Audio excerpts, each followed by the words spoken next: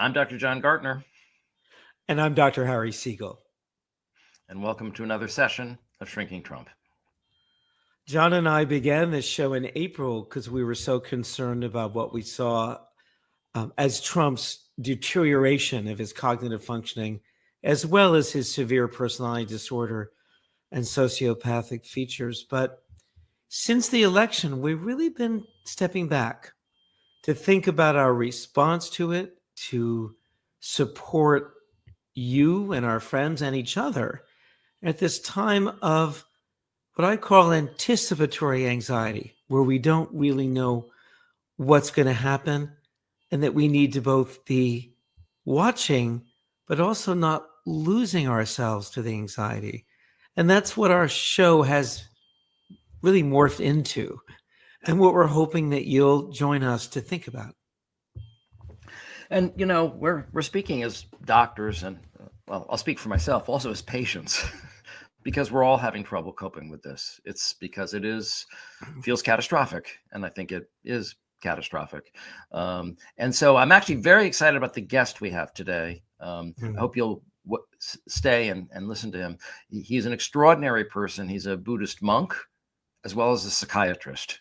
And he's going to help give us all some therapy and some spiritual counseling about how we can practice to be in the world despite all of the things that we're encountering. Well, you know, Harry, between the two of us, I am now really more the pessimist. And so actually this weekend, I took a selfie of myself that I thought would really epitomize, my position. Yeah. Okay. All right, for those of you who are just listening, it's not me. It's not a selfie of me. It's a picture of Homer Simpson with a sandwich board that says the end is near, and he's ringing a bell, trying to warn the people. and if I had one too, it would be the Family Guy saying, "I don't know, Lois." All right, so I don't know if you're in denial or I'm just a pessimist, but we'll see. But so we're trying to keep a focus and be limited because there's so much bad news. We don't want the show to be overwhelmed with it. So the thing that I want to focus on here is what I call fascism at home and treason abroad. But mostly I want to focus in on Kash Patel, Trump's appointment for the head of the FBI, nominee. Thank you, for the head of the FBI. Let's look at the New York Times headline. Kash Patel has a plan to remake the FBI into a tool of Trump. President-elect Donald Trump's pick to lead the FBI has called for firing the agency's top officials, shutting down its Washington headquarters, and prosecuting journalists. And he has an enemies list. But look, why don't we let Kash Patel speak for himself about that? As someday it may happen that a victim must be found, I've got a little list of society offenders who might well be underground and who never would be missed. They never would be missed. Well, of course, that wasn't actually Kash Patel. That was that was the Mikado from Gilbert and Sullivan, or Rogers and Hammerstein, excuse me. But Kash Patel does have a little list. Actually, Kash Patel has a long list. We're going to read it to you, right, John? We're going to read it out loud. We are going to read it. It's a little long and it's a little horrifying, but I think it's important to really actually see who these people are. These are people. Right? These are individuals. It's not just an abstract list. Let's look at the people that he has explicitly said in writing or in speaking that he would investigate if he were the head of the FBI. Michael Atkinson, Lloyd Austin, used to be the defense secretary, Brian Auten, supervisory intelligence analyst, James Baker, Bill Barr, John Bolton, Stephen Boyd, Joe Biden, John Brennan, John Carlin, Eric Ciarmella, Pat Cipollone, James Clapper, Hillary Clinton, James Comey, Elizabeth Dibble, Mark Esper, Alyssa Farah, Evelyn Farkas, Sarah Isker Flores. She's on This Week with George Stephanopoulos, Merrick Garland, Stephanie Grisham, Kamala Harris, Gina Haspel, Fiona Hill, Curtis Hyde, Eric Holder, Robert Herr, Cassidy Hutchinson, Nina Jankowicz, Lois Lerner, Loretta Lynch, Charles Kupperman, General Kenneth McKenzie, Andrew McCabe, Ryan McCarthy, Mary McCord, Dennis McDonough, General Mark Milley, over my dead body, Elisa Monaco, Sally Meyer, Robert Mueller, Bruce Orr, Nellie Orr, Lisa Page, Pat Philbin, John Podesta, Samantha Power, Bill Priestap, Susan Rice, Rod Rosenstein, Peter Strohs, Jake Sullivan, Michael Sussman, Miles Taylor, Timothy Thibault, Andrew Weissman, Alexander Vindman, Christopher Wray, Sally Yates. Now, of course, one of the things that you'll notice about this list is a lot of these people are former Trump administration officials. But this is what happens with radical fascistic movements, okay? Whether it's the Russian Revolution, the Chinese Revolution, whatever kind of revolution that shakes up society and puts all the power in a strong man's hands. The original wave of revolutionaries aren't revolutionary enough. They're not,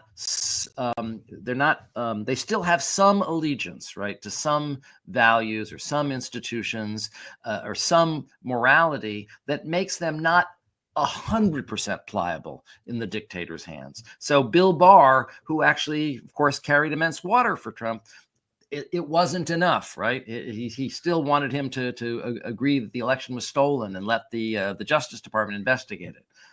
Now, John, listen, I think this list is dangerous and hateful and anti-institutional and radical and fascist and all that. But I'm going to say something about it. Talk is cheap. All of his people are saying crazy stuff like this. And I'd like to see him get the Justice Department to move on any of these people. Good luck. Now, and the fact that he's saying it has put his nomination in doubt, actually. This is crazy. And it's also just, it's hot air. I don't get it. Well, I take it a little more seriously than you do, and I'm a little more intimidated by it, frankly, than you are. And by the way, that's not all, right? Not only is he going to prosecute all of these politicians, but now how much would you pay? That's not all. He's also including journalists. We got the bench for it, Bannon, and you know those guys. I'm not going to go out there and say their names right now so the radical left-wing media can terrorize them. But, excuse me, the one thing we learned in the Trump administration the first go-around is we got to put in all America patriots top to bottom. And we got them for law enforcement. We got them for intel collection. We got them for offensive operations. We got them for DOD, CIA, everywhere. And the one thing we will do that they never will do is we will follow the facts and the law and go to courts of law and correct these justices and lawyers who have been prosecuting these cases based on politics and actually issuing them as lawfare. We will go out and find the conspirators, not just in government, but in the media. Yes, we're going to come after the people in the media who lied about American citizens, who helped Joe Biden rig presidential elections. We're going to come after you. Whether it's criminally or civilly, we'll figure that out. But yeah, we're putting you all on notice. And Steve, this is why they hate us. This is why we're tyrannical. This is why we're dictators.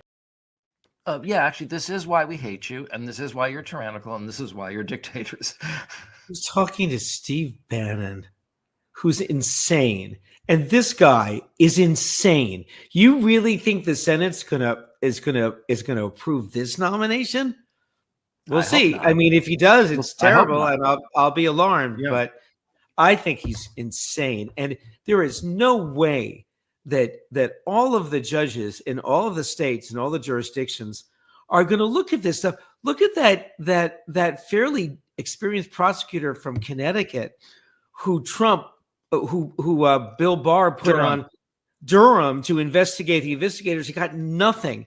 And the courts wouldn't even pay attention to him, destroyed his reputation, which, of course, anyone who works with Trump, their reputation gets destroyed. So listen, I don't want the audience to think that, John, you're the alarmist and I'm just reassuring everybody. The fact that anyone would say these things, I find incredibly alarming and offensive. And if this does come to pass, I'm not sticking around in this country if that's what happens to our institutions. But we are not there yet. I want to see the Senate with a 3-vote advantage nominate this guy. I just don't think it's going to happen. He's too crazy. And what happens with Trump is he nominates these crazy people without background checks.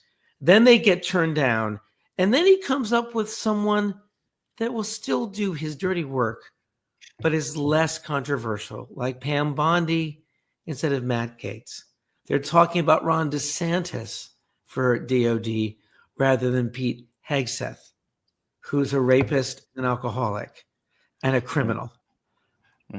You at least have to have face validity. It's okay to be corrupt, but you can't have two heads. Unless you're and really, yeah, and these people really are anti-experts. But Harry, you're saying that's such a great term that I read in the New Republic. Anti-experts. They're really really yeah. But Harry, it's more than just hot air. It's more than just threats. Let's look at a letter that Kash Patel's lawyer sent to a journalist, Olivia Troy. Olivia Troy wrote, "Today, Kash Patel sent a letter to my counsel threatening legal action and demanding that I retract my comments on MSNBC about his unfitness to serve as FBI director. This aligns with his threats against the media and political opponents, revealing how he might conduct himself if confirmed in the role. I stand by my statements. My priority remains the safety and security of the American people. I am not the only one who has expressed concern about him, so why me?" And so it begins. Yeah. I want to tell you something, Gary. I don't just find this scary, okay? I'm scared. I'm personally scared, okay? Because I don't want to get a letter like that from Kash Patel, okay? Because I don't know what Olivia Troy's circumstances are. She may be very wealthy. I don't know. But it's still obviously a horrible thing to have to defend yourself. But I can't afford it. I would send a letter. I would send a letter back saying, "Fuck you." Well, No, wait a minute. There is nothing that idiot can do because someone on NBC said something that he didn't like. No court will look at it. There is a First Amendment protection of being able to criticize people in the public eye. And that is nonsense. This is the kind of crap that Trump did to people his whole life. He sued, Bill Maher for comparing him to an orangutan, which is actually pretty convincing when you see the pictures side by side. I think this actually hurts him. I think the fact that she published this, tweeted it, is fantastic. But my point is Bill Maher still had to go to court.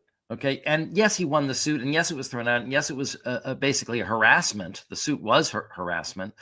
But when they start coming down the food chain, okay, and I'm just using myself as an example, okay, if they did file a harassment suit and I had to hire a lawyer to defend myself, I can't afford it. That's what I'm saying. So I am intimidated. I'm just trying to say I am personally. You would countersue for the price of the lawyer and for the defamation and the injury to you, and it would go on for quite a while until he lost. No one's going to win lawsuits against journalists or people like you, John. They're just not going to, unless the whole system completely collapses. No. If all the judges start to put people in jail for saying bad things about Trump, it's over.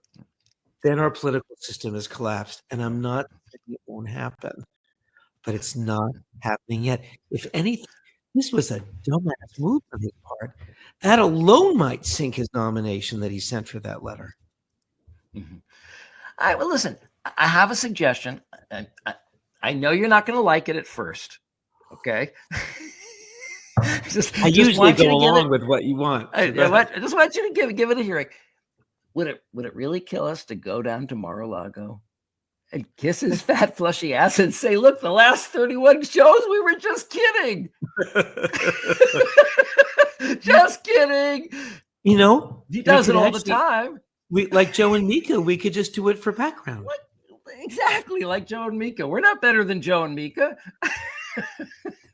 At this point, we really are, actually. So disappointed in them. It was such cowardice. That's another story. All right. Well, just give it some thought. So that's the fascism at home, right? This intimidation, this intimidation of the press and the enemies. Yeah. But what's even more frightening is the treason that is implied in this selection and in all of his other selections in the intelligence space. Oh boy. What we are seeing is a unilateral surrender to Russia. I don't think I've ever seen, I don't know if we've ever seen anything like this before, that the most powerful country in the world would just, of its own volition, surrender to their mortal enemy, invite people to run the intelligence services, which has been totally dedicated to defending us against Russia, and just hand the keys over to Russia for all of our intelligence. Just open the kimono and just let them in an abject surrender. We found a clip from Russian TV. We're muting it because it's in Russian, so it's none of us can really, it's just confusing to listen to, but there are subtitles. And so what we're going to do, Harry, is I'm going to show that clip, but I'm going to read the subtitles. There's a commentator there. And at some point I'm going to switch because Kash Patel is being interviewed. I'll try to make it clear when Kash is speaking and when the Russian announcer is speaking. Mm-hmm. What an excellent team is coming along with Trump, says the announcer. If they are allowed to get in, they will just quickly dismantle America brick by brick. They're so great. Trump's nominee to head the FBI, Kash Patel, is simply on fire. The FBI's this is Kash Patel speaking. The FBI's footprint has gotten too big, and the biggest problem the FBI has comes out of its intel shops. I'd break that component out of it. I'd shut down the FBI Hoover building on day one and reopen it the next day as a museum of the deep state. I'd take the 7,000 employees that work in that building and send them across America to chase down criminals. Go be cops. You're cops. Go be cops. Same thing with the DOJ. What are all these people doing here? So while you're bringing in the right people, you also have to shrink government. He's a beaut, says the announcer. He's very, very good. Kash Patel, right? They're planning to appoint this guy the FBI director. Personally, I'm fully in support of him. Replacing Christopher Wray. Another one like him will be the head of the Defense Department. Another one like him will be the head of the Defense Department. So there you go. They couldn't be happier. Our mortal enemies, Russia, couldn't be happier. John, those are Russian journalists. I mean, aren't they just speaking for themselves? That's right, because they have independence in Russia, right? Oh, by the way, that is so crazy what he said, shutting down the building and turning into a museum to the deep state. That alone will disqualify him in hearings.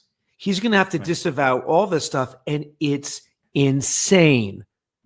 It's not going to happen. It's not going to fly. It's not. Mm-hmm. Watch it. But the next person that's nominated is going to look better. He's going to look better. He's going to look better. But look at what's behind the mission that's being expressed. Okay, that could be done in a less crazy or extreme way, which is they don't want the FBI to be in the counter espionage business anymore. Right? We shouldn't even have an intel unit trying to protect us from Russia. Just go catch the bank robbers. Don't even be in Washington, D.C. Just spread out across the country catching robbers. John, I totally agree with you, but listen. Once you have an America first isolationist policy, then it doesn't matter what you do in the world. And then if you're Trump, you can, love your dictators and build a tower in Moscow and all the things that he's been waiting for. So that's how it works. You see, because Americans... This is worse than an American First. This is much worse than America First. This is an alliance with Putin. No. It's America First allows this to happen. It's what allows yes, it to happen. But there's been isolationism in the past that wasn't treasonous. Agreed. This is treason, and that can destroy a country. And it's not just Kash, right? We've talked about Tulsi Gabbard, but let's review Tulsi Gabbard again. How Tulsi Gabbard became a favorite of Russia's state media. President-elect Donald J. Trump, picked to be the director of national intelligence, has raised alarms among national security officials. Nominating Gabbard for director of national intelligence is the way to Putin's heart, and it tells the world that America under Trump will be the Kremlin's ally rather than an adversary. Ruth Ben-Gayat, a professor of history at New York University and the author of Strong Men, a 2020 book about authoritarian leaders, wrote on Friday. And so we would have a national security official who would potentially compromise our national security. And this is actually from another article, but I wanted you to read this. Representative Adam Kinzinger tweeted that Gabbard was spreading, quote, actual Russian propaganda and accused her of being traitorous.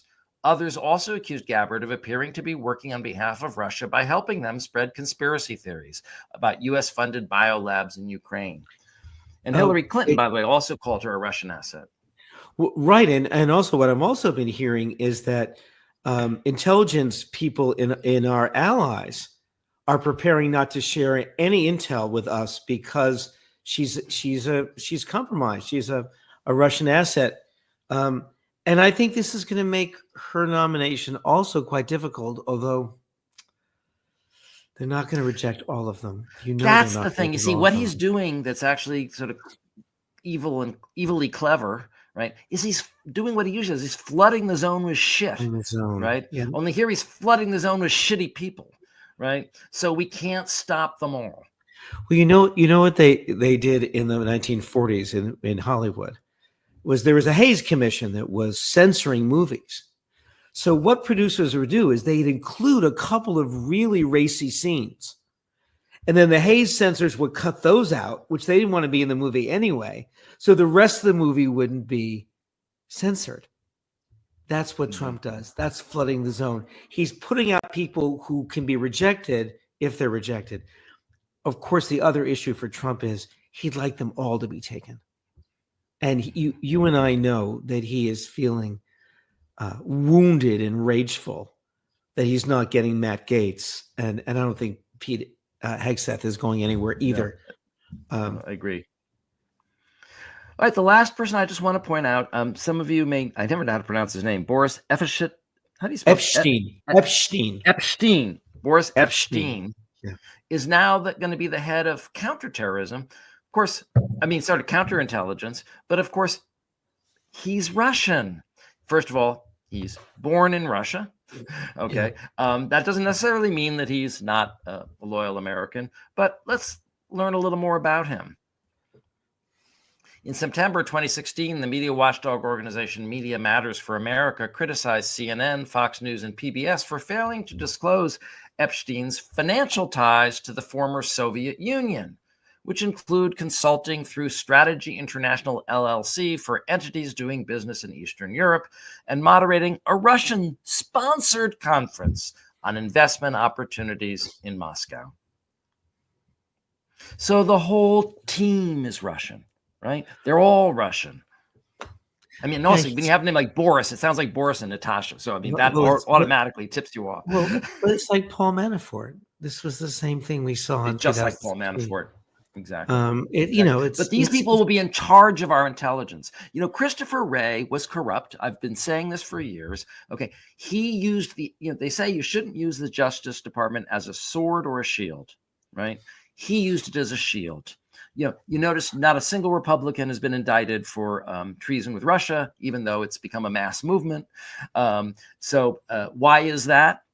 Because Christopher Wray has been protecting them. Christopher Wray delayed the raid on Mar-a-Lago by over a month because he was dragging his feet and didn't want to do it. So he's been a loyal. They want to invest. Kash Patel wants to investigate him now, but he's actually been a loyal conspirator. But as you've pointed out, he's an institutionalist, and he probably wouldn't go the extra step of making the FBI a sword. He is not going to open investigations into Barack Obama and Hillary Clinton and Bill Barr. Nobody else is either. Right. And so that's not good enough.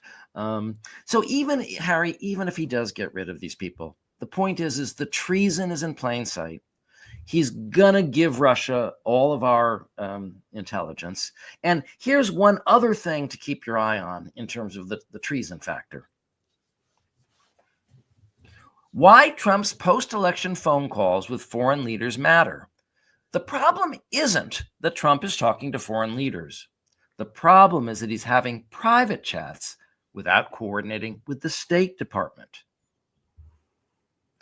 What's not normal is Trump's insistence on working outside his own country's system and diplomatic framework. What's more, the Republicans' refusal to coordinate with the State Department, deliberately leaving the U.S. officials in the dark, raises related questions about why, exactly, Trump wants these unsecured conversations to be kept secret.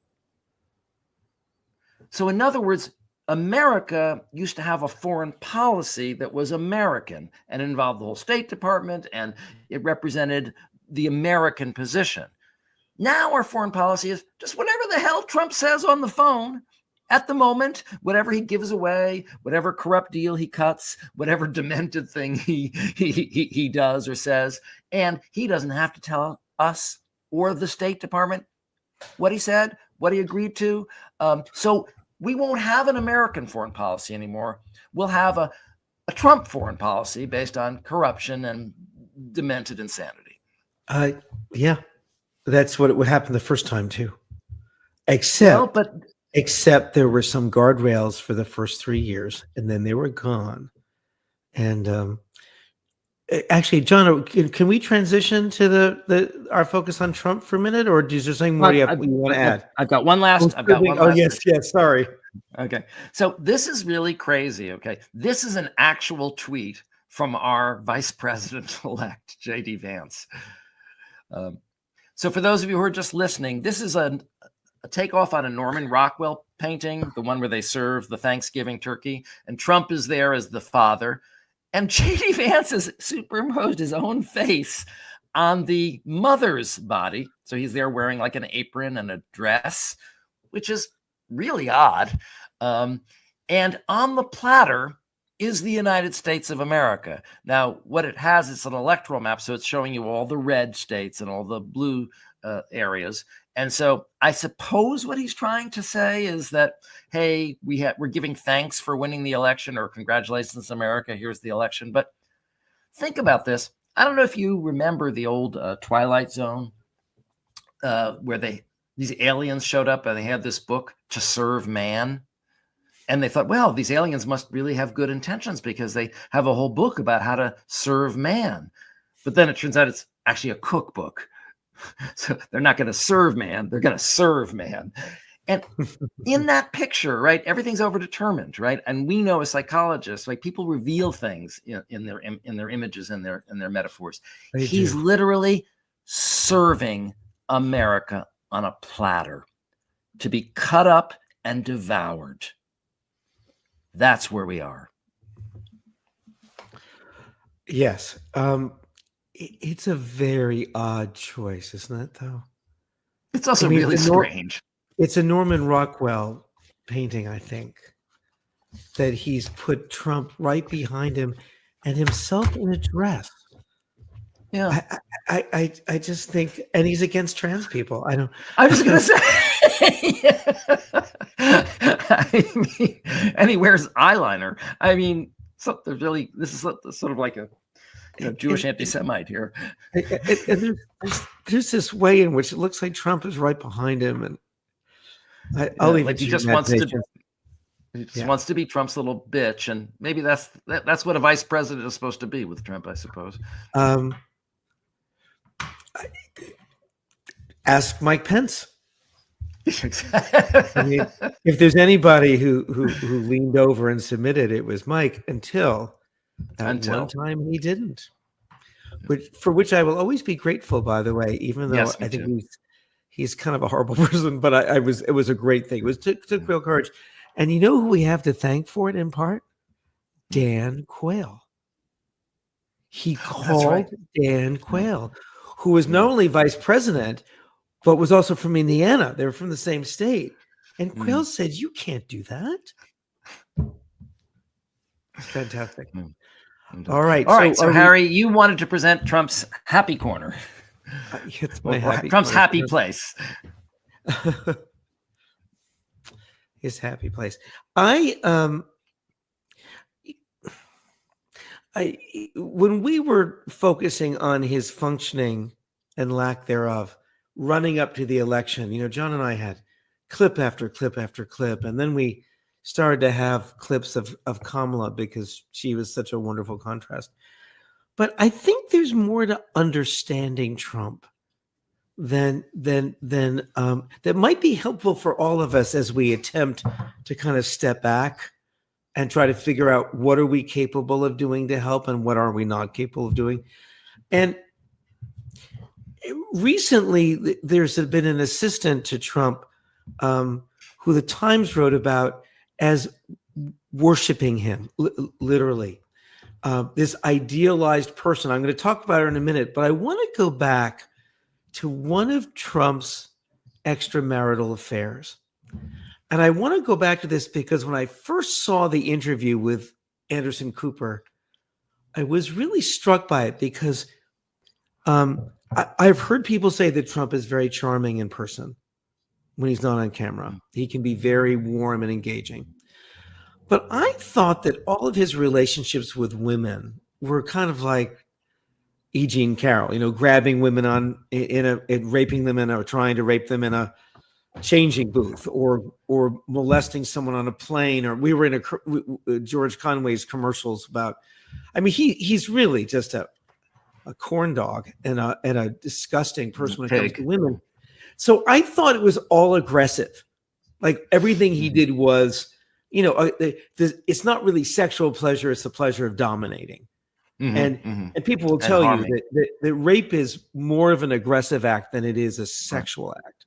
Right. Because he gets sexual pleasure from destruction and harm. Right. It's eroticized aggression. Right. Yeah. But there's other sides to him. I'm not saying they're healthier. They're just different. So he had a 10-month affair with Karen McDougal, who was a Playboy playmate. And this was, I think, in 2006.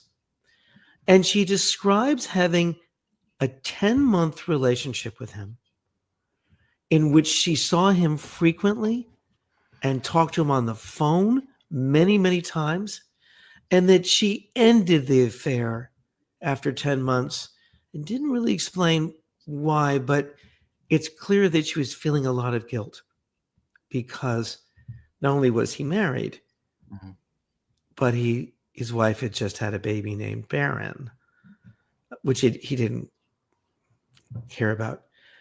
And so I want you to hear her talk about what that relationship was like.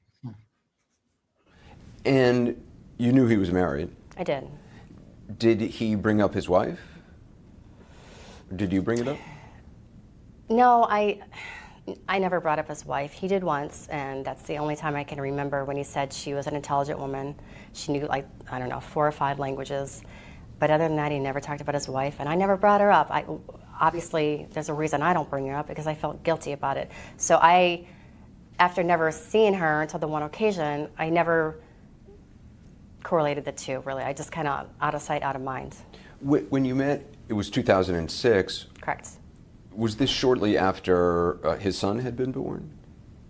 Yeah, it was. Would he talk about his child, his son? No. The only thing he said about his son was, isn't the name Barron a nice name? And I said, yeah, it is. And I said, how did you choose that name? And he told me, and that's it. There's no conversation. As you enter a relationship, obviously in any relationship, you start to think about where this is going to go and how you feel. And How did you view it? How did you view the relationship? You know, going through it, when I look back where I was back then, I know it's wrong. Like, I'm really sorry for that. I know it's a wrong thing to do. But back in those days, sorry. It's okay.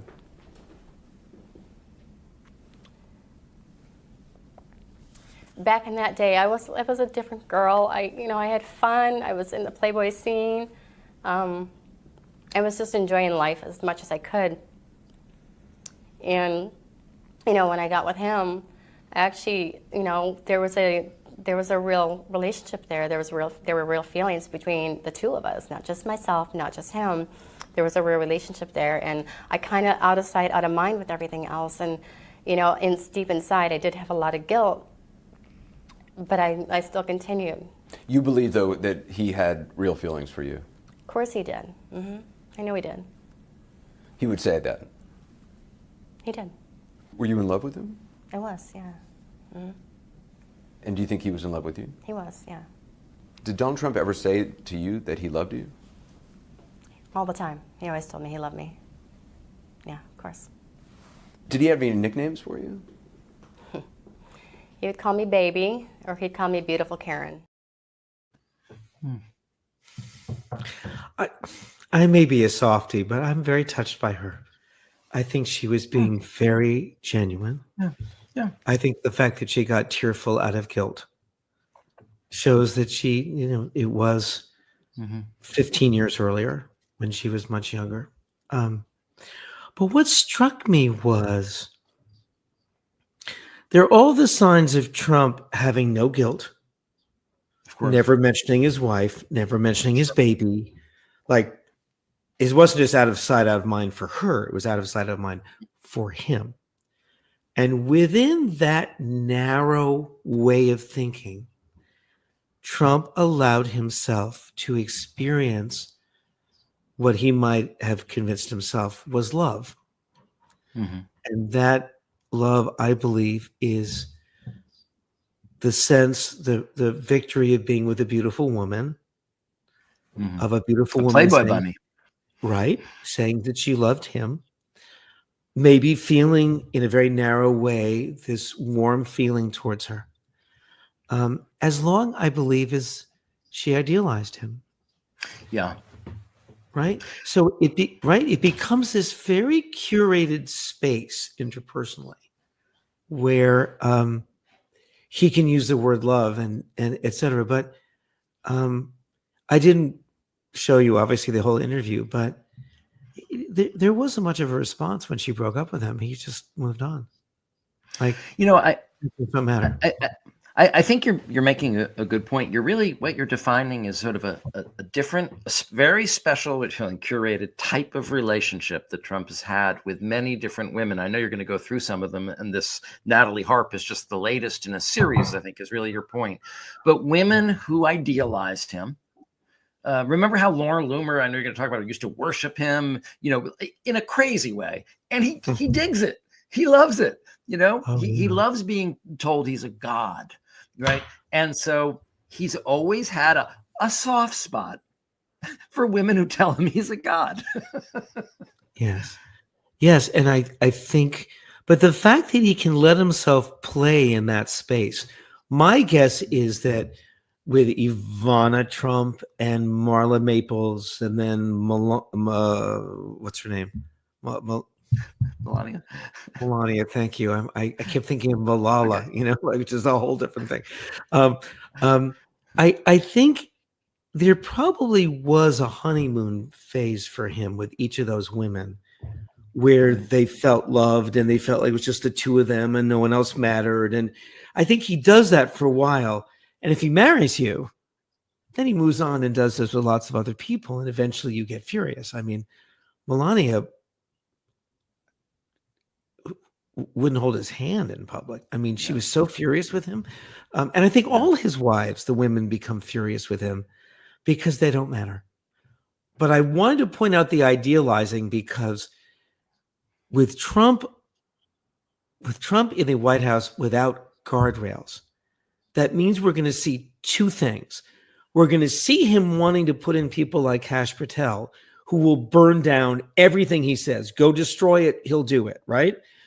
But we're also going to see him surrounded by people who worship him and make him feel the way Karen McDougal felt. That's my point. And I want to show some evidence of it if I can. John, do you want to say something else before we go to the clip? No, go ahead. So way back in the beginning of this show, we showed a clip of Trump being interviewed by Fox and Friends Saturday. I mean, if Fox and Friends are morons during the week, hey, Harry, don't make fun of the Fox and Friends B team. You know, Pete Hegseth is what part of that team. Well, that's the thing. He doesn't say anything, probably because he was hungover and too tired, because supposedly he showed up with liquor on his breath on Saturday mornings. But we showed this clip. Pete's in it right in the first second of this clip, although he doesn't say anything. But it's Trump being told how legendary his energy is and how does he do it. And so I wanted to show you this, and this is really our only clip show because we're showing you a clip from an earlier episode. Rex? I just want to give you the sense of the hero's send-off they gave him at the end of this interview one day after his conviction. So let's see the next piece of tape.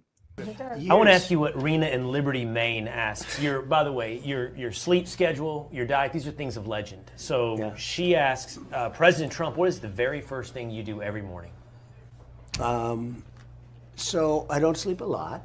I don't say that as a badge of courage. You know, a lot of people, I don't sleep, and they maybe do.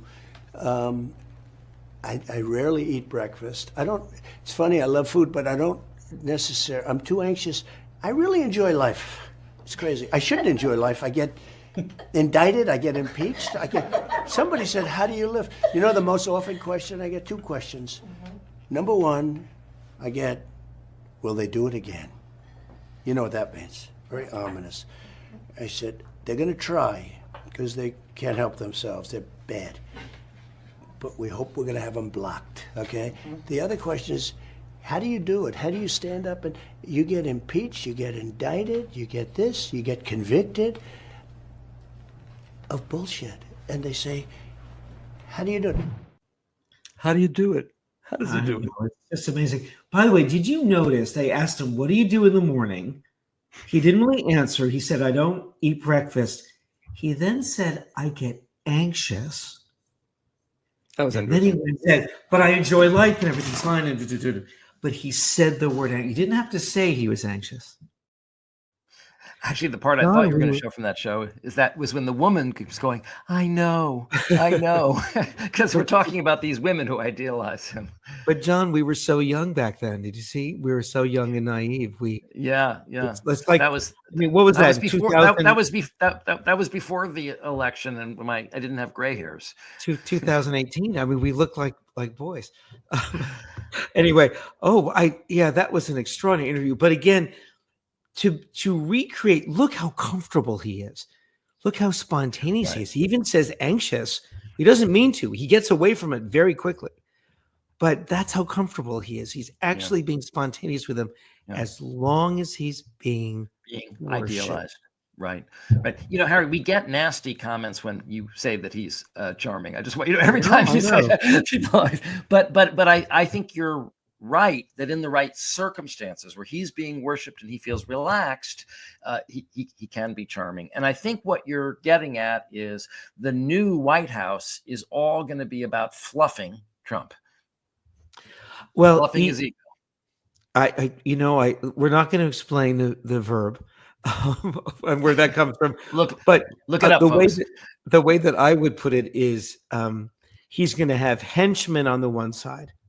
And he's going to have adoring women on the other. Yes, because there's no guardrails. In the old days, look, we'll talk about this. Like Jabba the Hutt with Leah on the chain, except that if Leah liked him. Yeah, I didn't bring up the golf cart, which I still want to play again, but I won't. All right, let's go on to Laura Loomer. We played this also once. That's a real case in point. Thank you so much for inviting me to sit with you today. Pleasure. You're the best. I love you. really taken the country by storm. Very powerful person, very strong person, very courageous person, a warrior.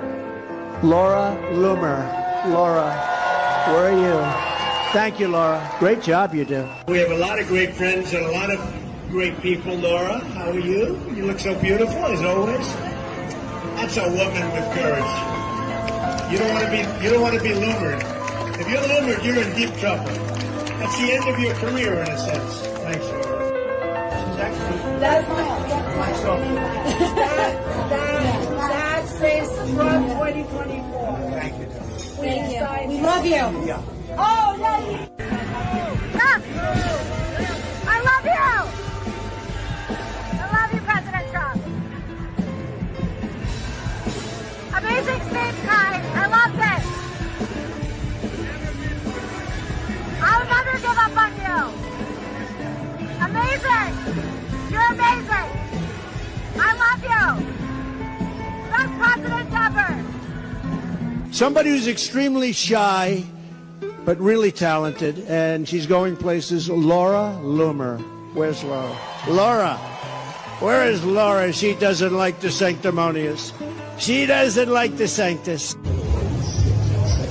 Hey everybody, we're here at Bedminster. I'm with the greatest president ever, President Donald Trump, who is killing it right now. There's a new poll out, right? You're crushing it. You're up over 50 points.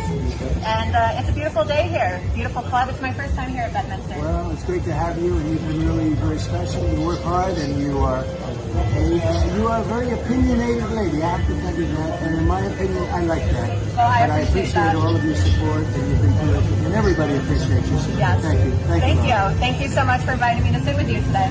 Pleasure. You're the best. I love you. I love the love story music in the background. That's so funny. But Yeah. notice how he called her beautiful. The same way he called Karen McDougal beautiful. I think though Laura Loomer is a bit of both. I think she's a henchman and an adoring woman. Right. It's right. not that idealized kind of thing. So this brings us to today. There was an extraordinary article by Maggie Haberman and Jonathan Swan, who I've always admired. I think he's a great journalist. About this woman, Natalie Harp, who is Trump's new, she's going to be sitting outside the Oval Office, determining who comes in. And you may not remember her, but when he was sitting in the courtroom day after day after day, winning the election, as it turns out, I think. Well, he slept. And farted and did all the things. And farted, yeah. She was the woman in the back who was always printing out positive news for him to read. A little portable printer. His staff used to make fun of her. What I didn't realize was she had been an anchor on the OAN, the One American Network, which was a network so right-wing that at press conference they would say, kind of like Fox and Friends, you're so legendary and so great. How do you do it? How do you do it? And he's now elevating her. And so I want you just to hear about this because it's really very disturbed, and it's part of what we have to be on the lookout for. If you just think about it, how crazy this is, that there's someone whose job is, chief self-esteem booster. The person in charge of, or she's really the chief fluffer. She's the person who strokes his ego. You've got it. Yep. And keeps stroking it all day because he needs constant narcissistic supplies. And he does. He does. Out one positive article or one positive comment or one positive feed all day, just feeding him praise. And they call her the printer, right? They call her the printer because she's always printing out all this positive propaganda about him. No, it's extraordinary. Let's look at the first slide, Rex, if we can. President-elect Donald J. Trump has always demanded loyalty from his aides, but few have answered the call, quite like Natalie Harp. A 33-year-old former far-right cable host, Ms. Harp is nearly always at Mr. Trump's side. She's written him a series of devotional letters, including one that said, You are all that matters to me. Once, when Trump was playing golf in Scotland, she ran behind his cart to keep him up to date with positive stories and social media posts.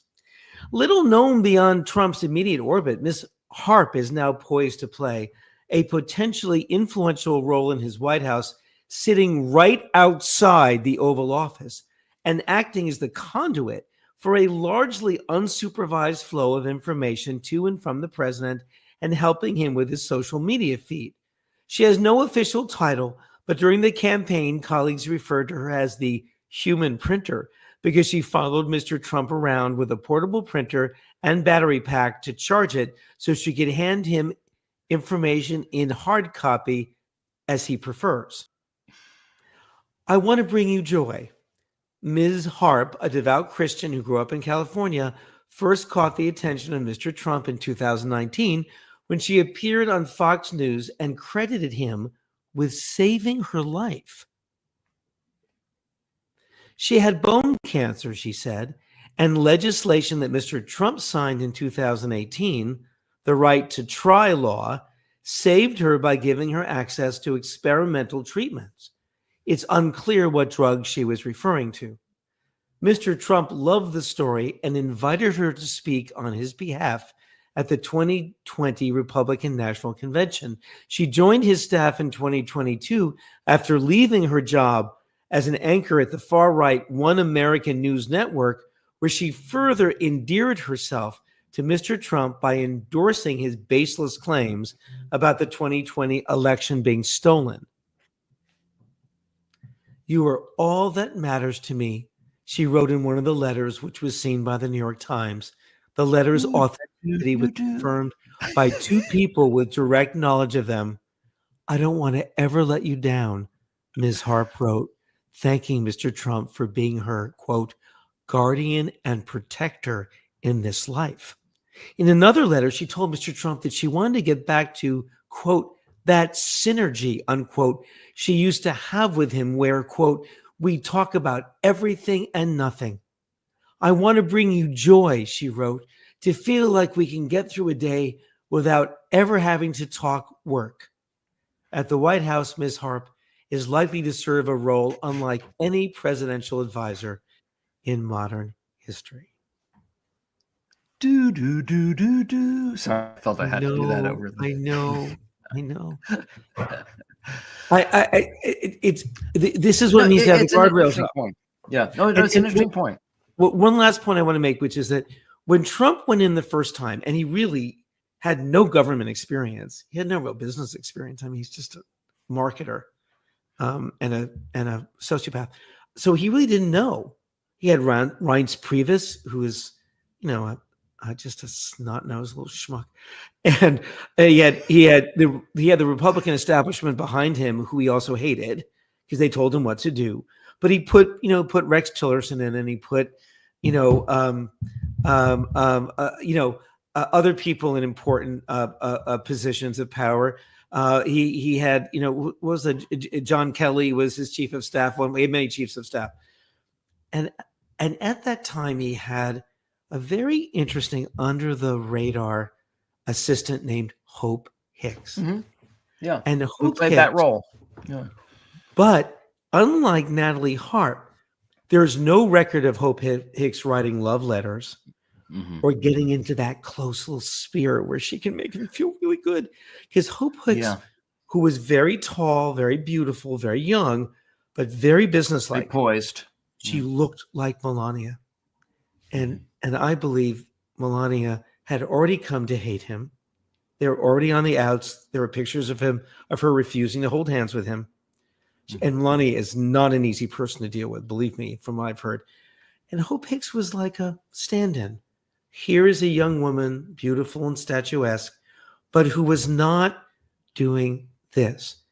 The last year of the Trump administration, where he fired all of the guardrails, that's when we started seeing crazy people.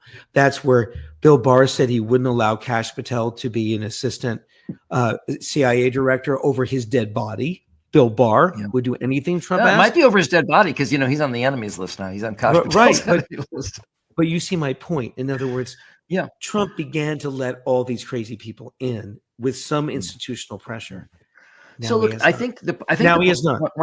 one point I take from this progression. So you've talked about a lot of different relationships. Is they have something in common, right? This worship of him, but there's also been a kind of degradation or dumbing down, or I'm not sure, a regression within that model, right? So you started out with Karen McDougal, who seems like a very poised, substantial person, and she loved him, she admired him, obviously, but she seems like a regular person, right?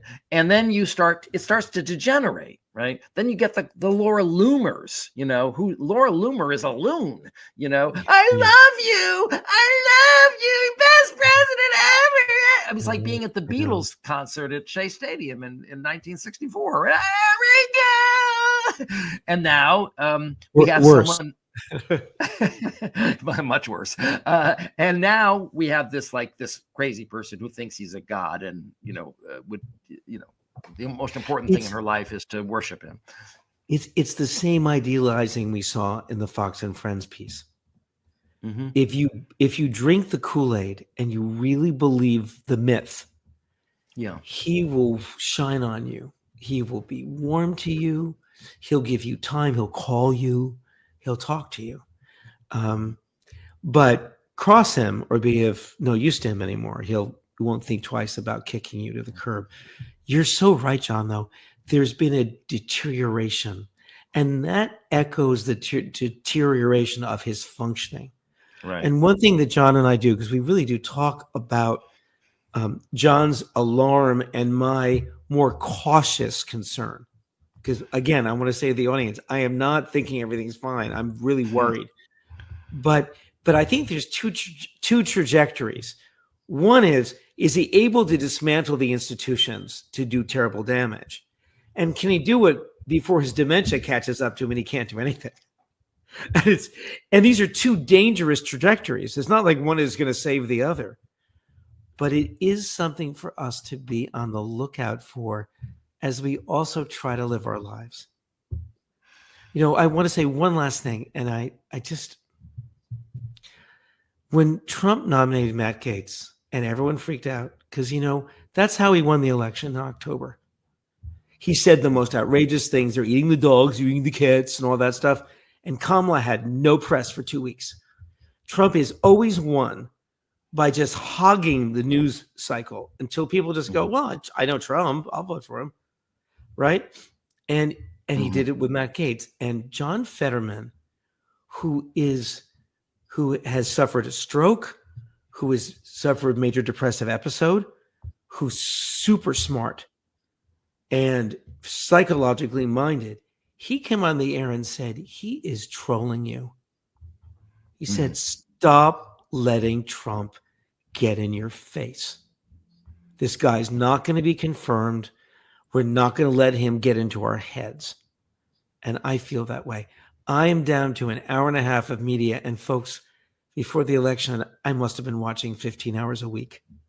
I mean, I see patients and I teach. I mean, that was all my time. And I know, folks, all of you have cut down on your media, but thank you for including Shrinking Trump, because a lot of people have left comments like, I've totally stopped watching media except your show. Well, that's so nice. But also we're trying to offer you something different. We're trying to help you to think about this, and we're trying to help each other think about this, to be honest. I mean, John is really comfortable. John's sort of comfortable sort of saying, it's crazy, it's driving me crazy. But the fact is, he's got some inner calm about this, and I've got some inner alarm about it. We share both sides of this, but I do think that we can sort of temper each other, right? I can temper you, and you can raise the alarm, and I can qualify the alarm without turning it off. Well, I think this is a good transition to talking about the guest that we're going to have, because he's a psychiatrist and a Buddhist monk, and really going to talk about some practical ways that we can retain our humanity and our sanity, even if things become as dark as I think they're going to become. Yes. Harry, I'm very excited about our guest today. he's an extraordinary person. I've known him for decades. He's a psychiatrist. He's a Buddhist monk. And he's just a profoundly realized and deep person. Now, let me read his biography.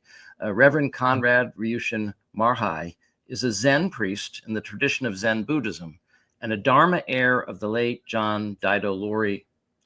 Roshi Ryushin Sensei was the abbot of Zen Mountain Monastery in the Catskill Mountains in New York, which has wonderful Zen retreats.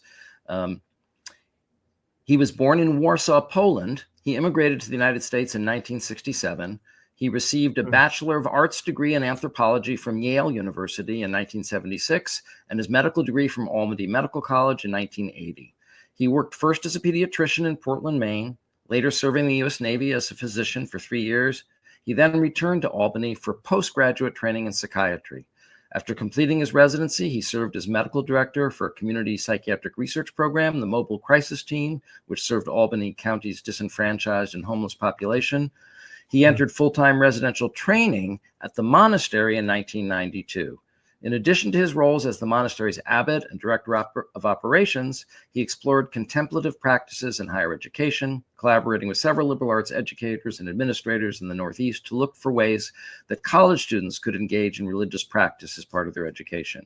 He's been practicing Buddhism since 1983, and since 2014, he has been rigorously exploring and training in the ayahuasca ceremonies in various traditions guided by several teachers. Ayahuasca is a classical psychedelic for people who don't know that.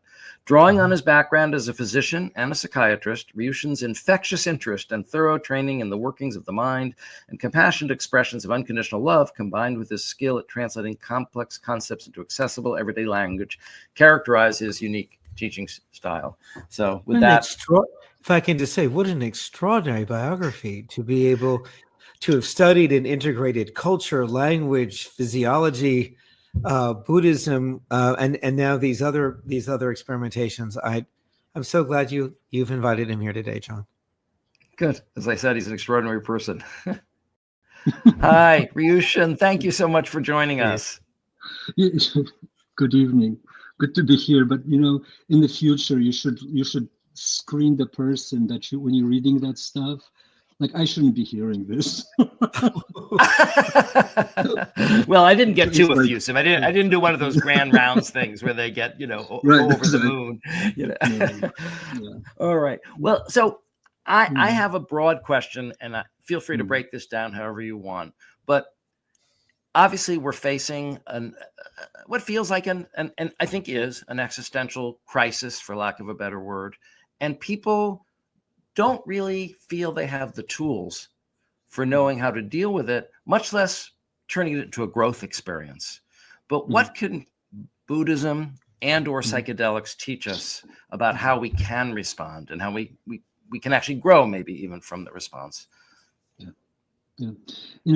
So John, in that biography, and I think in asking that question, or the place where I'll go immediately, it's a reflexive thing for me, is that I go towards Buddhism and Buddhist Dharma, and specifically most directly to the teachings of meditation, because in a certain way, Buddhism arises out of not necessarily the tension that the Buddha found in election in India at the time, and the results that were not necessarily to his liking, but he was essentially responding to the universal challenge of radical impermanence, and how a human being, how you and I, how all of us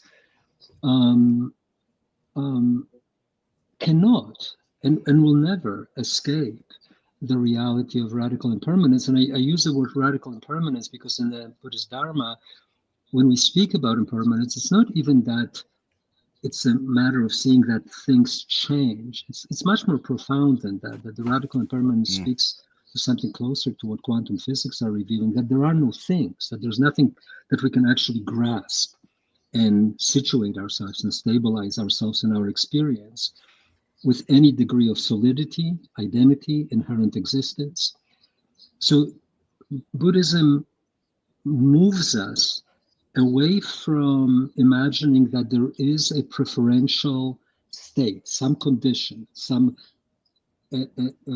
collection or amalgamation of conditions, some circumstances that will provide us with guaranteed security and comfort on ideological level, on material level, on economic level, on relational level, that the only thing that's guaranteed is change and our incapacity to find solid reference system or solid point of resting.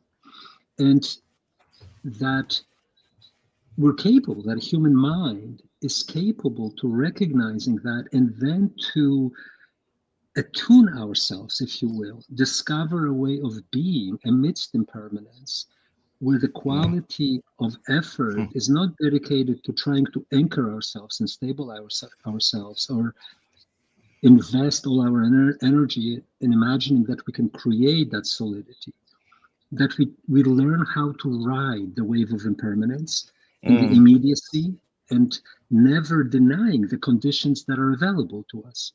And those conditions may be favorable, there may be unfavorable, but each human consciousness is endowed with that quality of non-judgmentality, of openness, of non-reaction, where we can truly stay on the edge of impermanent moment, ungraspable moment, with complete facility and the uniqueness that I bring or you bring to the moment, and our capacity then to affect the environment, not from the place of trying to, again, solidify anything, but to creatively engage whatever it is that is manifested. So, okay, I find out, in real time. Today I found out that one of my relatives just has a recurrence of metastatic cancer. And it's okay, this is what we're working with. Yes, we have some of us have somebody in the White House that we wouldn't want to be there. For others, it's exactly the same situation, it's seen from a different direction, but both points of view are impermanent, and 4 years down the line, we'll be going through the same thing again. Impermanence is just going to keep rolling on all these different levels. And the question is, do we fight it? Do we try to resist it and disregard it? Various forms of kind of dealing with it, or do we learn, and here learn how to engage our awareness, engage our capacity for compassion, for kindness, for presence, to be completely engaged in whatever it is or however it is that a moment of life manifests for us. If I could just ask a question, that's wonderful. When I knew you were coming today, I was thinking about the position of observing and being aware of huge political and social forces, not to mention climate and all. And my sense is that we are tempted to think we have more power than we have. Mm-hmm. Why can't I stop this? There's a kind of frantic sense of needing to do something, but it's not a realistic idea. If I feel moved by something politically, I can take certain actions, but I have to hope that I'm one of many people who are taking part in that action. Similarly, to just ignore and withdraw and not pay attention, it seems to me, is almost ensuring the other end, which is a terrible lack of impact. Mm-hmm. So I guess what I'm asking is, how do you take that stance where you are engaged, but you're also recognizing the very severe limits of one's impact? Does that make sense? Yes, it does, Harry. But I'll try to kind of modify that. The choice of appreciating your field of relevance will always be your own. That's the key, that I need to recognize the immediacy of my conditions, my talents, my capacity, my interests, my intention, my full field of relationality. And And I then commit to working with that. So for some body, it is canvassing.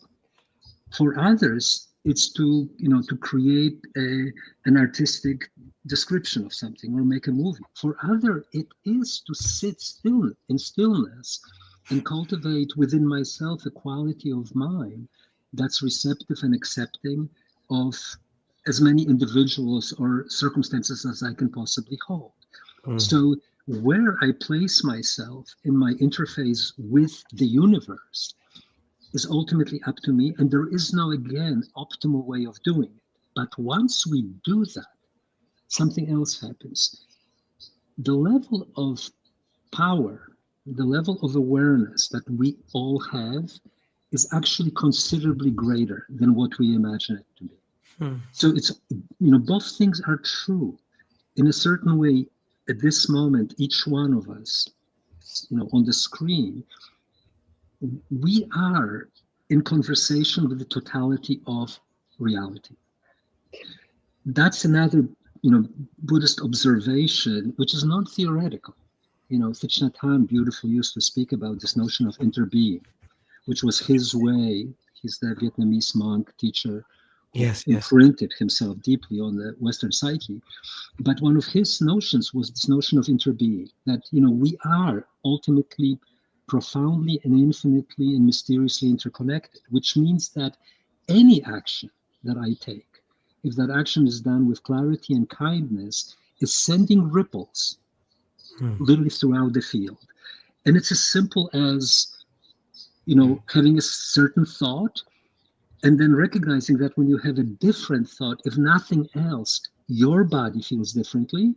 And immediately your body is affecting everything around the environment. So these are like simplistic ways of understanding these basic truths. So we're simultaneously, we probably have less power than we imagine when we kind of try to imagine that we can actually direct certain action and think that that action will have those consequences. That's an old-fashioned Newtonian way of understanding causality. And that's where the human hubris is so powerful, because we've done that and we kind of proved it. You do this happens. These days, I think we're understanding that the notion of causality is so complex that we can do these things with profound care, profound kindness, and profound intention. And millions of other factors are imposing their influence on what then the arising of the consequences might be. You mentioned radical impermanence. I think that's really a profound term. And I have to say, I'm speaking personally here, I've been trying to learn to be less attached and, following the path. But I always thought the United States of America was going to be here. I didn't think that was a question mark. I didn't think I mean, I knew I was going to die and, but I didn't think America was going to die. At least not on my watch, maybe in some future dystopian. And so you and I were talking about this on the phone and saying that maybe there might even be people who are kind of almost cultivating potentially even some false hope about how much power we have, because we're not able to come to terms with death. We're not able to come to terms with impermanence. We're not able to say, actually, I can't put my arms around this and create a solid fortress of democracy that's going to stand. And so that may be also maybe a starting point for spiritual growth. That, in other words, maybe after we've lost everything, maybe after we've given up our attachments to everything, we're finally open to being present in the way that you're talking about. Well, I would hope that doesn't have to be so dramatic. I think that the beginning That's of what a I hoped for too, spiritual Ryushin, but we didn't get that either. With John, it's always dramatic. Well, that's true. But what you're saying is true, John. I think for most of us, true spiritual practice manifests when there is this kind of a shakeup to a status quo, connecting into the psychedelics, how frequently you hear that it is, after somebody's encounter with psychedelics where the kind of the default way of understanding and experiencing reality suddenly just explodes, that a real question manifests of like, what is this? How we're creating this experience individually, literally, how am I creating the field of this coherent subjectivity, and then how we do this amazing thing right now when we're talking to each other, making noises, and we ostensibly are understanding each other. You know, my teacher used to say, it's like, when we start understanding each other, that's the beginning of the problem. You know, because it points to the very subtle but kind of this structured way that we imagine meaning to be solid. Yeah. You know, and even that in today's modern politics is turned upside down, where what we thought meant something just doesn't mean the same thing anymore. And that too adds to this anxiety of something not being graspable, or even solid, or what was predictable ceases to be that. And so in a very real way, what you're saying is true. And that's socially noticed, that was noticed during the war era, during the war in immediate post-war nuclear era, that the interest in monasticism, Catholic monasticism, Thomas Merton type of monasticism, just skyrocketed. Because, you know, people were looking for something, looking for some grounding. And that grounding, you know, can be a way of living, but it can also be an engagement of one's mind. And so here, you know, I want to keep coming back that when I'm speaking about this, this is not mystical. It's very practical, that engagement and study of the nature of the breath, the nature of subjectivity, the nature of thoughts, the nature of deep embodiment. Those entry points reveal to us the living wisdom of our own impermanence. My body doesn't know anything else. You know, my body knows impermanence. It knows that it's continuously shifting. It's this, in my superimposition of these ideas and concepts and expectations, that creates this, you know, illusion that there is something me, Ryushin, solid, moving, unchanged from moment to moment to moment. And that's just not the case. I did want to say something because I just want to throw this in because I realize maybe I'm not so concerned about United States disappearing, because remember, I come from Poland. And Polish history is such that Poland disappears as a country 3 times.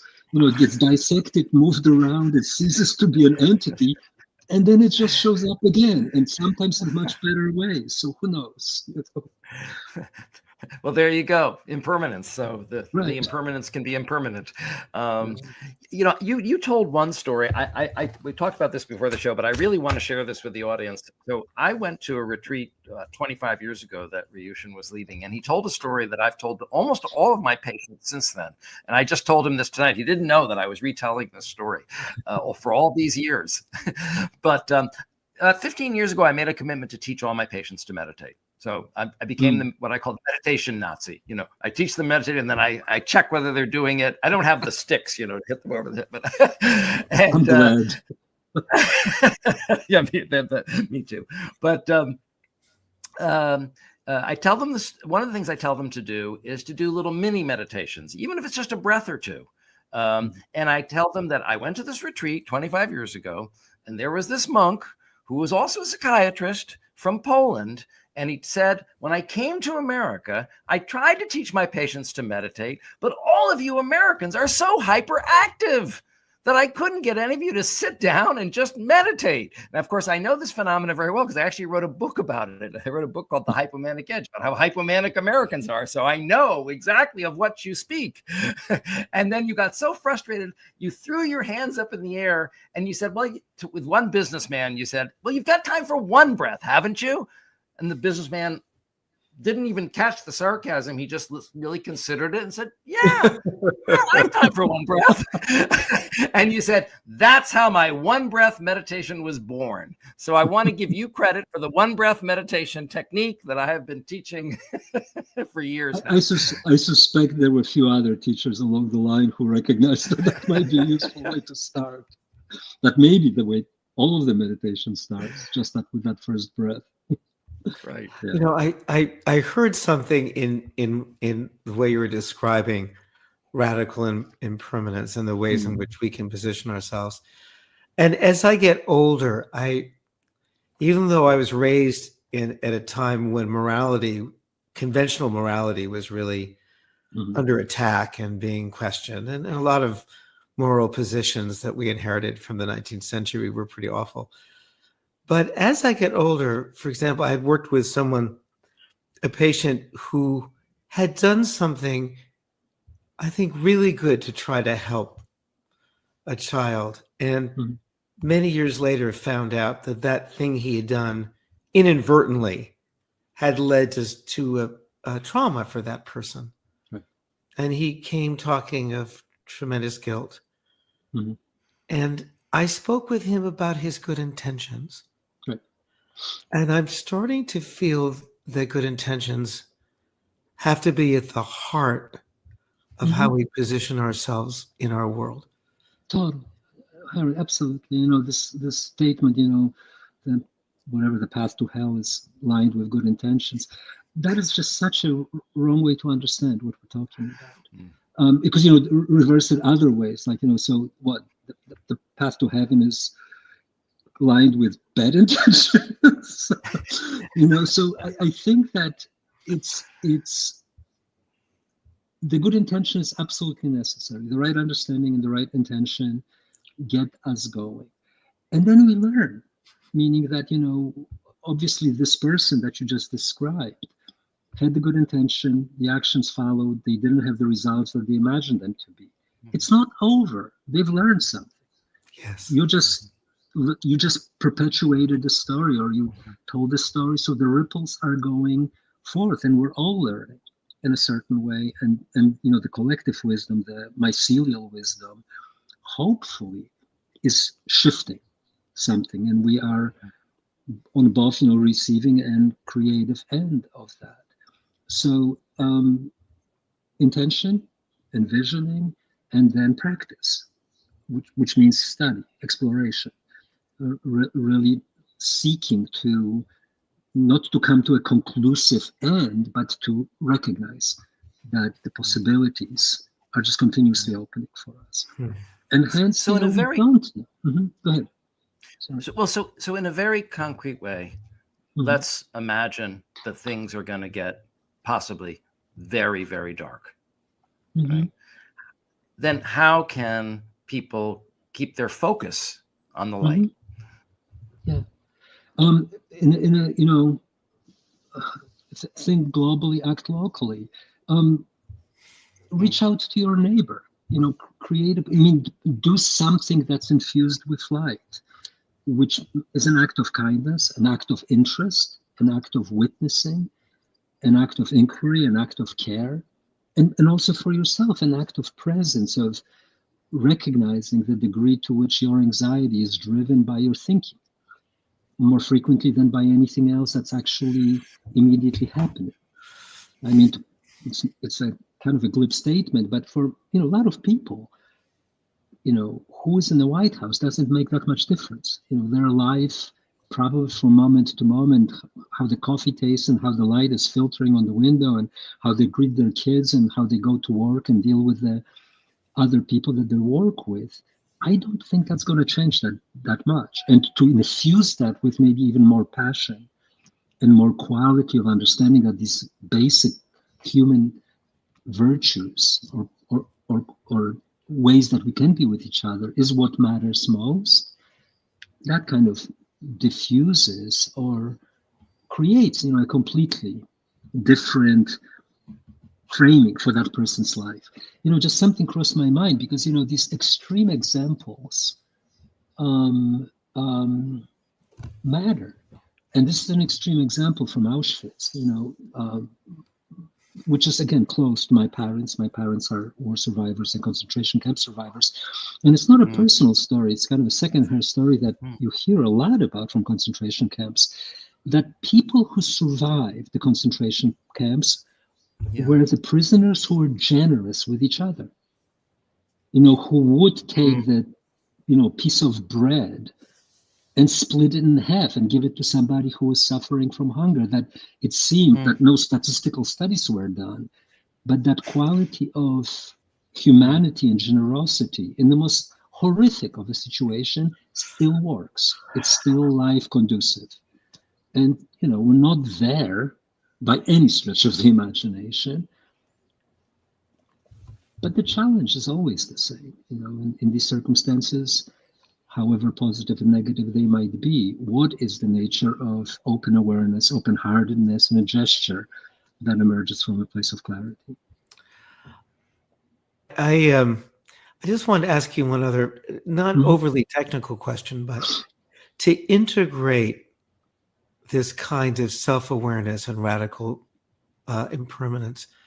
I'm just today finished teaching a lecture course on pursuing happiness to my students at Cornell. And I was really trying to make an argument over the course of the semester that happiness, as fleeting as it may be, is in some ways dependent on spontaneity, on allowing one's thoughts to flow and being able to voice them to people that we care about and trust, and to ourselves.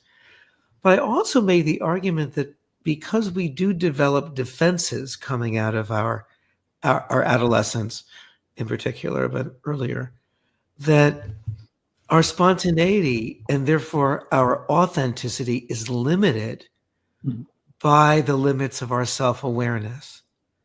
Totally agree. Right? Totally agree. Oh, wonderful. So what I was encouraging him to say was, you listen to your thoughts, you strive for authenticity, but it also requires work on yourself. Yes, it does. Right? And I told him the story of many years ago, my knowing a woman who was a yogi. She took me to a beginner's class. And I was like hunched up like this. I was pretty stiff. And she just flipped upside. She inverted right next to me.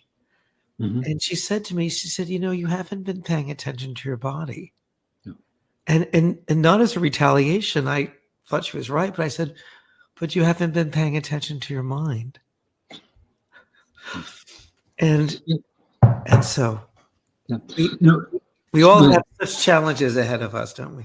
Sure. But just playing on that, because again, it ties in certain way, this notion of spontaneity, because, spontaneity is an action aligned with impermanence. And, we used to use that example, and, it's a good one, is that, if you think about a, good jazz musician who can truly improvise, or a good pianist, who can really, really do things on his, but specifically jazz people who are spontaneous expressionists. What do? I mean, they've ran the scales on that instrument for years. They know their fingers, they know the instrument, they know their breath. They have become intimate with it. Hence, spontaneity is emerging out of the place of incredible level of familiarity. Spiritual practice is nothing but running scales on your life, on this body, on this mind, on this heart. And so what I'm doing in meditation is both aligning and becoming curious about the content of my experience, but also of the container, the process, the mind, the spaciousness, the reach of all of that. And the more you do that, the more capable you are to be open to the energies and information that will inform a spontaneous act, and the authenticity that will be available to you, which is just the other side of spontaneity. The authenticity is what you're feeling, spontaneity is what you're offering to the world. Well, we're going to have to stop because we're running out of time, but I'm so appreciative of your coming here. And I think many of our listeners will be too, because you're helping us see a way forward to live, to grow, even in these dark times. And Ryushin, I did not know that about your background, about your parents being Holocaust survivors. But I'll make this commitment, Harry. I will share my bread with you, no matter how dark things get. I just want you to know. I'm getting. Or the 16-ounce steak, as the case might be. Right back at you, John. Right. Listen, well, thanks again so much for sharing the air and the breath. Really appreciate your time and it. Thank you very much. Thank you. Thank you for everything. everything. Sense of greetings to the viewers. Yeah. Have a good night. Bye-bye. Thank you. Thanks for coming. Bye-bye. Well, I guess that brings us to the shrink wrap section of the show. Well, what have we learned this week, Harry? I think we're getting a continual lesson on what are the limits of our power and what are the limits of our powerlessness. It's somewhere in between. Even when things are going in the way that we like, John and I can do a podcast. You guys can do political activism. You can call your neighbors. You can take action, but you can only take that action and succeed if there's many other people doing it. You have to be part of a wave. And although 47% of the country voted for Kamala, I think, and 49.5% voted for Trump, he won the wave. Mm-hmm. And we have to be, I believe we have to be vigilant, but not think that we can do it ourselves. We can't. We may have to face and accept what our guest called radical impermanence. That is, we're all here for a short time. And the only constant thing in this world is change. And I'm going to think about what he said. And I'm hoping we can create a community of viewers and within our friendships as well to help us get through this period and to stay observant. That would be my lesson, I think. Yeah. I've known Ryushin for many years, and I didn't know that his parents were Holocaust survivors. That's something I didn't know about him. That story about the people who survived the camps being the ones who share the bread.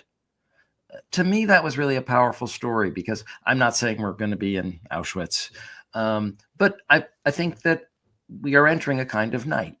And what he was really saying is two things, really. One, we humans tend to base their sense of security and well-being on this hubris that permanence exists, that somehow we can get our arms around something and create the institutions. And I think it's this hubris in a way that actually caused the American empire to fall, because we thought it was invulnerable. So as long as we did the right thing and followed the rules and, respected the procedures and were above, went high when they went low, and, that everything would work out. Somehow the process, right, that would, and no, actually, there were many places where we needed to fight and defend it. It didn't hold on its own. And we were naive by just going high and not addressing the threats that were in front of us because of hubris, because we thought it couldn't happen. We thought that America couldn't fall. Why did we believe that when every other empire in human history has fallen? They always have. They always have. And so if everything you've counted on collapses, what's left? And I think what Ryushin is showing us is there's a lot left. Our humanity, our consciousness, whatever that light of consciousness is inside of us, whether you believe it's spiritual or just neurological, that's something we can access. And some of that does involve spontaneity and relationships and connection. And authenticity. I totally agree. And being able to observe your own mind as a way of reconnecting with yourself. I want to add one thing that I didn't bring up in our interview, which is that when we're little, when we're toddlers, we rely on our attachment to our parents, whether they're your mother or father, or it doesn't matter, your caregiver, grandparents, your two gay parents, it doesn't matter. We rely on our parents when we're two to give us a sense of stability, that things won't change, that we won't be in danger. 2-year-olds are very afraid of change. It's hard, it's scary. And so we have a kind of thirst, a built-in thirst for continuity and consistency. Because when we're little, we really need it. Children who don't get that develop personality disorders, they develop conflicts. And so I wanted just to add to what our wonderful guest said, which is that we come by it naturally, this wish for everything that we believe that's good to stay. Mm-hmm. It's part of how we were when we were little, and part of growing up and really facing adulthood is realizing that there are no guarantees. I've known people who lived the most healthiest life, exercised, ate great food, went to the doctor, and then died of cancer in their 50s. Sure. nothing is promised to us, but we can live with love and good intention. And I think what he was also talking about, being present in the moment, because I had a psychological colleague who said, if you focus on the past, you're depressed. If you focus on the future, you're anxious. We're only happy in the present. And that's really a lot of what Buddhist meditation is about, is being aware in the present moment. That's a lot of what the practice is, right, of meditation. Well, the other line I remember learning about that is that the past and the future are merely aspects of the present. And yet anticipatory anxiety is so powerful. We worry so much about what's going to happen to us. And we have to be vigilant, but we can't be a slave to that anxiety either. Right. So we were thinking about how to end the show. I originally wanted to play the Mikado again. I have a little list, but we thought that would be a big downer. I just keep having images of you and I, doing like dance and comedy routines in jail, or maybe we need to show a clip from, what was that one where Richard Pryor and Gene Wilder go to jail? Was that Chicken Run or whatever? That's going to be you and me, Harry. But I didn't want to end with Kash Patel. I just didn't want to give him the closing, even symbolically.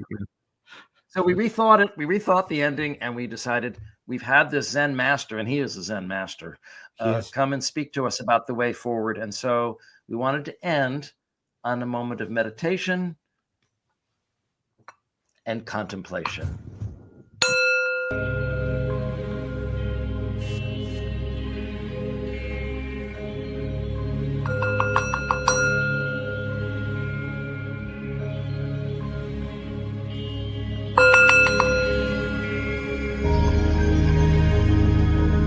Hey, John, are we almost done? Are we almost done meditating? You think this longer? Just go back to your breath, Harry.